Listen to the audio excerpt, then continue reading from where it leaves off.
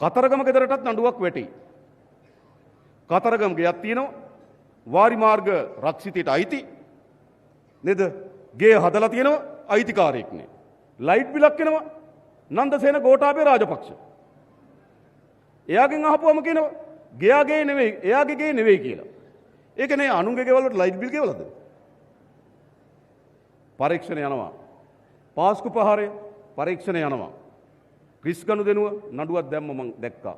ඉතින් අපරාධ පරීක්ෂණ දෙපාර්තමේන්තුව අපේ රටේ අපරාධ වංචා දූෂණ පිළිබඳ ඉතා හොඳින් පරීක්ෂණ කරමින් යනවා.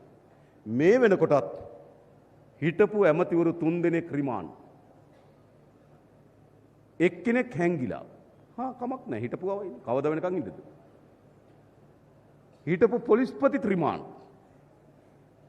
ලේසි නෑනේ. හරිද? ඉතින් මොකද වෙලා තියෙන්නේ?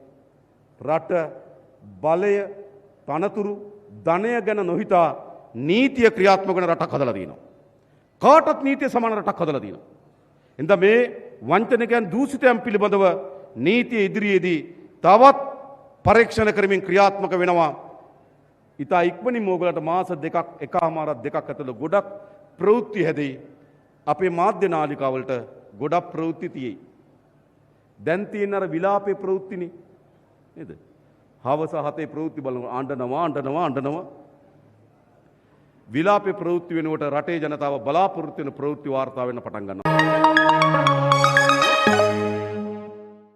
මෙවැනි උණුසුම් පුවත් වීඩියෝ කාටත් කලින් දිනපතා දැනගන්න බෙල් සලකුණ ඔබ SL Breaking සබ්ස්ක්‍රයිබ් කරන්න.